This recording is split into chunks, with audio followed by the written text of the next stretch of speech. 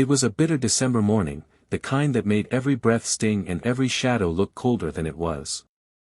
Crowds bustled along Fifth Avenue in Manhattan, wrapped in layers of luxury, coats stitched from mink, scarves dyed in cashmere, boots with soles that never touched the truth of hunger.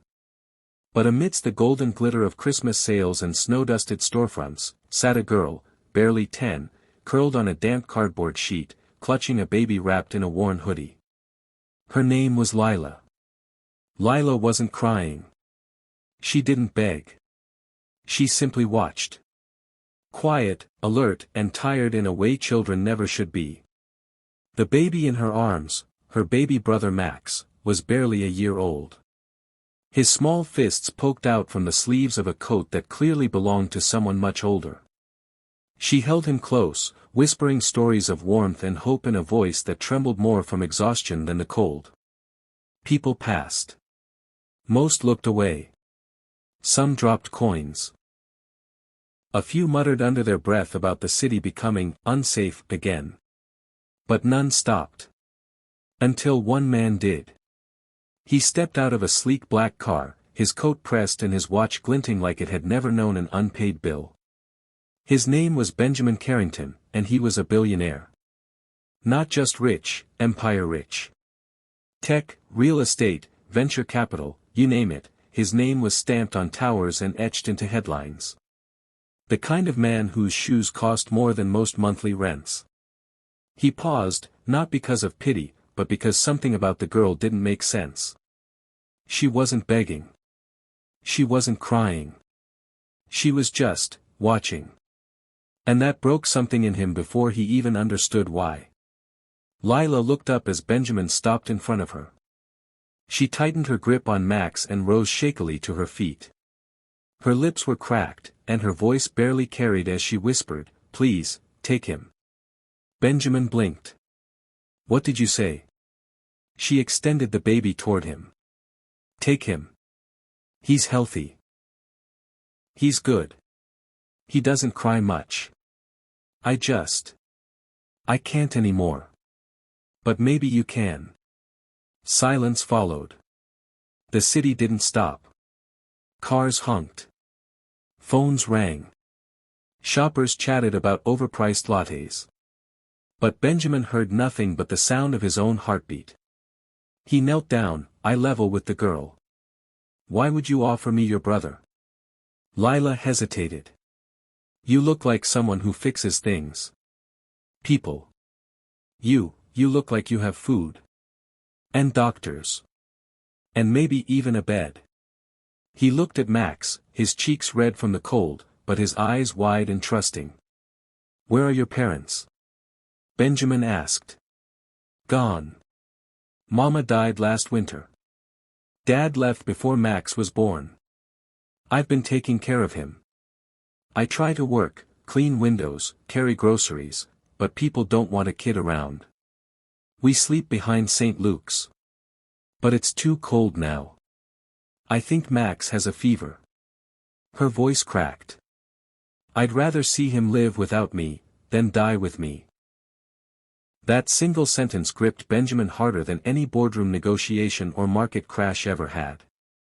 He could have walked away. He could have called a shelter, handed her $100 bill, or sent a security guard. But he did something he hadn't done in years, he listened with his heart. He stood and said only 3 words, "Come with me." Lila flinched. "I wasn't asking for me, just him." Benjamin didn't repeat himself.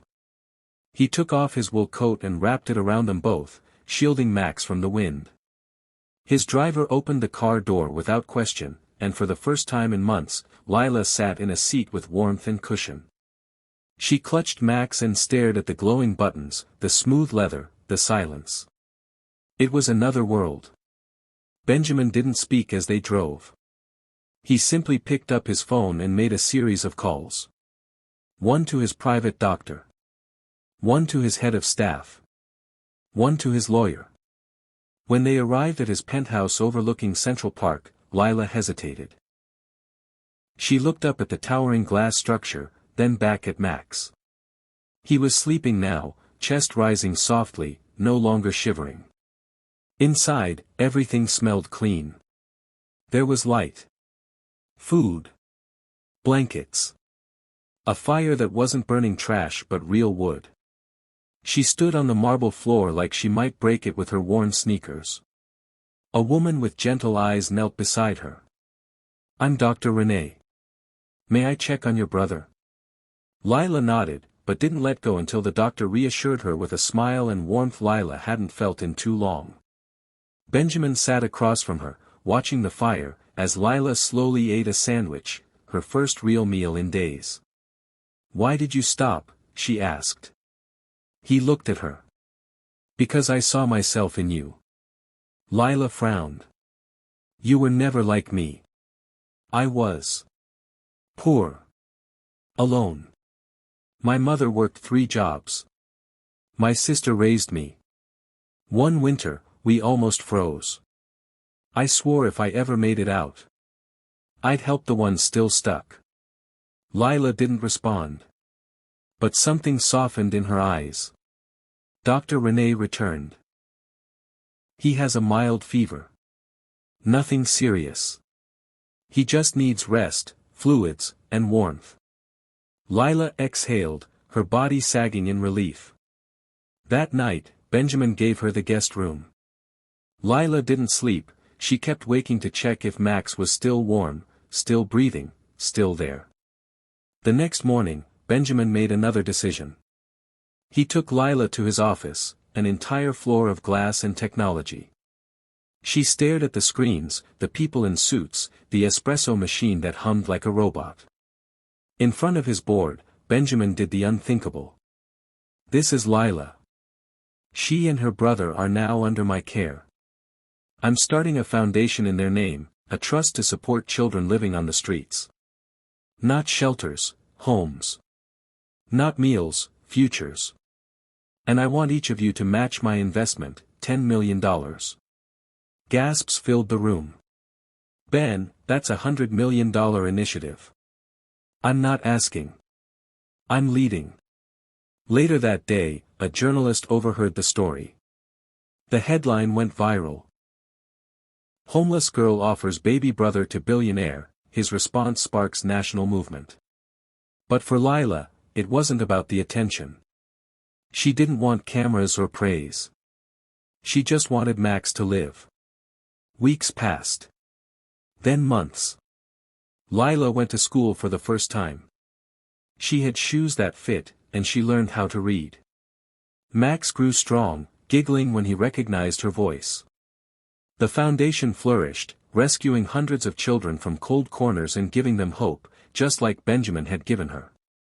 And one spring morning, standing in a field of sunflowers during a charity event, Lila whispered to Benjamin. "Thank you. You didn't just save Max, you saved me." Benjamin knelt beside her, tears in his eyes. "You saved me first, Lila. You reminded me what it means to be human."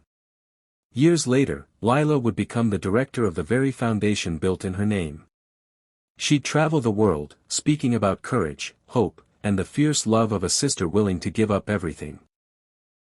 And whenever someone asked Benjamin Carrington what his greatest investment was, he never mentioned stocks or skyscrapers. He simply pointed to a photo on his desk, a girl holding a baby boy, both smiling, warm, and no longer invisible.